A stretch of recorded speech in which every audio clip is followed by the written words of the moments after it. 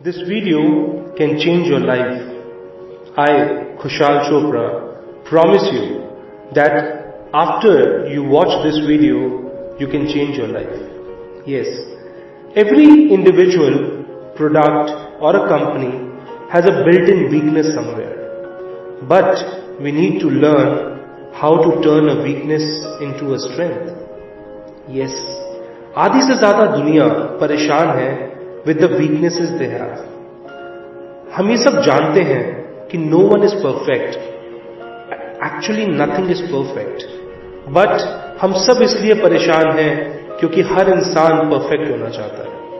वो दूसरे को देखकर और ज्यादा गिल्टी फील करता है. कोई गोरा है तो कोई काला है, कोई छोटा है तो कोई बड़ा है, कोई बहुत टैलेंटेड है तो कोई कम टैलेंटेड है किसी पर्टिकुलर काम में. सब अपनी वीकनेसेस से परेशान है. उसकी वीकनेस कुछ भी हो सकती है. क्यों ना कुछ ऐसा सीखें आज कि आप अपनी लाइफ की सबसे बड़ी वीकनेस को अपनी सबसे बड़ी स्ट्रेंथ में कैसे चेंज कर सकते हैं. यस, शायद इस वीडियो के बाद you will be able to turn out the biggest weakness of your life into the biggest strength. शुरुआत करते हैं एक छोटी सी स्टोरी से. इस स्टोरी के अंदर एक कपल एक हाईवे में एक अपने 5 साल के बेटे के साथ एक ड्राइव पे जा रहा होता है और उस रोड पे उनका एक एक्सीडेंट होता है एक ट्रक से. और उस एक्सीडेंट के बाद हस्बैंड वाइफ जो होते हैं वो गाड़ी के शीशे से बाहर कूद जाते हैं. उनको थोड़ी बहुत चोट आती है, लेकिन उनका जो 5 साल का बेटा होता है वो पीछे वाली सीट पे बैठा होता है और वो बहुत बुरी तरीके से फंस जाता है. बहुत सारे लोग उस एक्सीडेंट स्पॉट पे पहुंचकर उसके बेटे को वहां से निकालने की कोशिश करते हैं, लेकिन वो इतनी बुरी तरीके से फंसा होता है कि कम से कम 20 से 25 मिनट लग जाते हैं उसको बाहर निकालने में. और फटाफट से उसको एम्बुलेंस के थ्रू हॉस्पिटल भेजते हैं. हॉस्पिटल में उसकी सर्जरी होती है और डॉक्टर उनके पेरेंट्स को बुलाता है. पेरेंट्स को बुला के डॉक्टर कहता है there is a good news and there is a bad news. The good news is that your son is alive, आपका बेटा जिंदा है. और जो बैड न्यूज है कि आपके बेटे का लेफ्ट आर्म हमें काटना पड़ चुका है.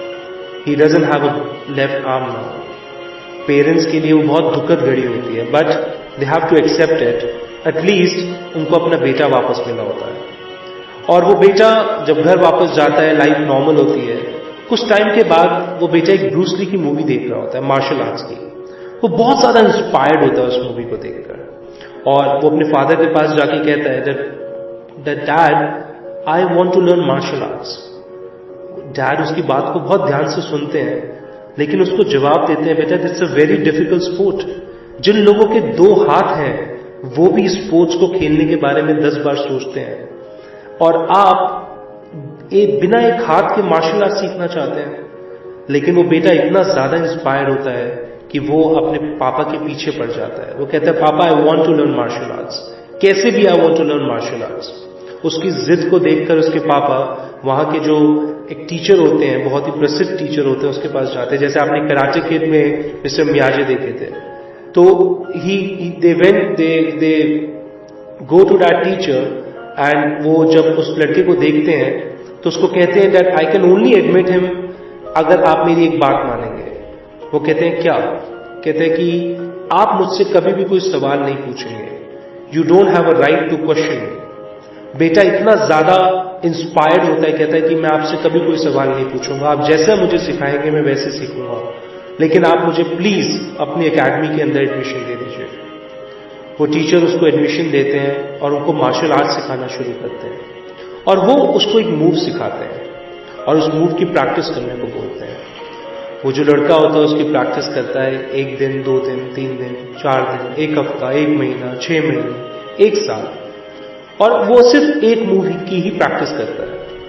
और उस 1 साल के अंदर उस एकेडमी में कई 100 बच्चे और आते हैं जिनको वो टीचर रोज नए मूव सिखाता है. वो बहुत ज्यादा फ्रस्ट्रेट होता है. वो अपनी टीचर के पास जाता है एक दिन और कहता है कि teacher I want to learn martial arts, I want to learn more moves. आप मुझे और क्यों नहीं सिखा रहे? क्या आप मुझे इसलिए नहीं सिखा रहे क्योंकि मैं उस लायक नहीं हूं? I have only 1 arm. उसके जो टीचर होते हैं वो कहते हैं कि you don't have to ask me any question. वो बहुत ज्यादा इरिटेट होता है. एक बार उसका मन करता है कि वो वापस चला जाए, लेकिन वो अपने जो उसकी जो क्यूरियोसिटी होती है स्पोर्ट्स के लिए उसको देखते हुए वो वहीं उसी एकेडमी में रहता है। और एक दिन ऐसा आता है जब उसके टीचर उसको आके कहते हैं that you will be representing the school. उसको विश्वास नहीं होता, पूरे स्कूल में कई 100 बच्चों में से सिर्फ वो रिप्रेजेंट कर रहा होता है स्कूल को मार्शल आर्ट्स में। उसको समझ नहीं आता ऐसा क्यों।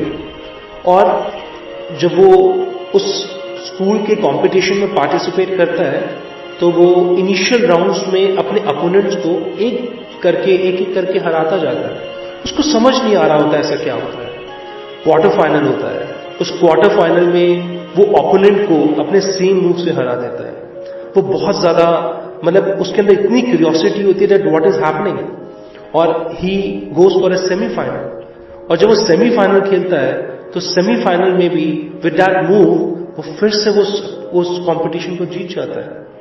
उसको समझ नहीं आ रहा होता है क्या होता है, बट वो उस पूरे मूवमेंट को एंजॉय करता है। And finally he goes in for the final match.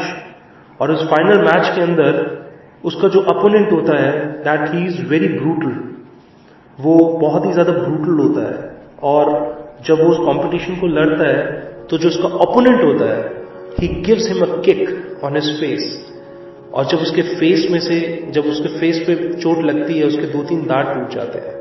And he gives a quick to his ribs, और उसके 3 रिब्स टूट जाते हैं, रिब्स की हड्डी। एंड उसको he gives him a big kick on his stomach, और वो रोप से जाके टच होकर नीचे गिर जाता है। जब वो नीचे गिर गया होता है तो उसकी आंखों से आंसू निकल रहे होते हैं, और उसकी जो नजर होती है वो अपने टीचर की तरफ होती है। वो सोचता है कि अब शायद अब उसके टीचर कुछ उसको बोलेंगे, अब कुछ ऐसा करने को बोलेंगे जो उसने अभी तक नहीं किया। लेकिन उसके टीचर सिर्फ उसको एक इशारा देते हैं, जो सिखाया है वो करो। वो बहुत हिम्मत करता है, खड़ा होता है और सेम मूव से उस अपोनेंट को भी हरा देता है। He wins the competition. He is not able to understand कि वो कैसे जीता। उसकी आंखों से आंसू निकल रहे होते हैं, मुंह से खून निकल रहा होता है, बॉडी में उसकी जो रिब्स टूटी होती है। उसके पेरेंट्स भागते हुए उस रिंग की तरफ आते हैं और उसको ले जाने के लिए एम्बुलेंस को कॉल करते हैं। कहते हैं बेटा चलो, we have to take you to the hospital.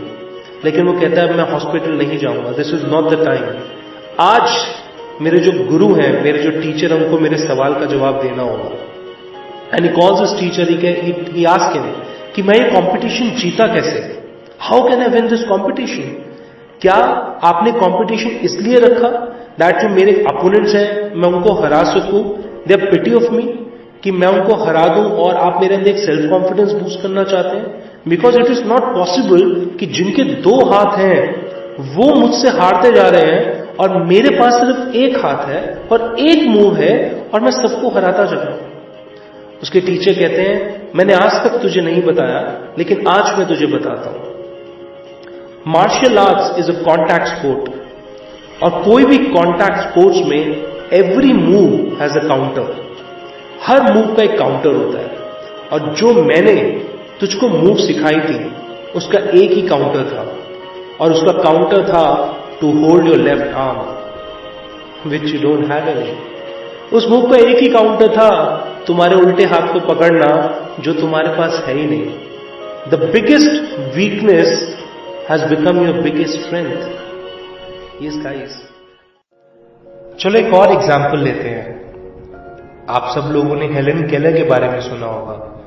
She was a popular American author, और आप सबको पता होगा that she was blind and deaf. Helen Keller ने हमेशा एक चीज बोली that it is not in spite of but it is because of she is blind and deaf that what she is today. Helen ने बोला that having eye sight but have no vision is even worst than having an eye sight. Yes, आप अपनी life में जब तक अपनी weakness के ऊपर फोकस करेंगे you can never ever grow in your life.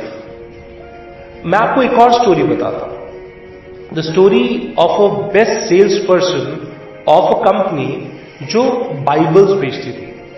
एक बहुत बड़ी कंपनी बाइबल्स बेचती थी, और वहां पे एक इंटरव्यू के लिए एक इंसान आता है जो बहुत नीडी था जॉब के लिए।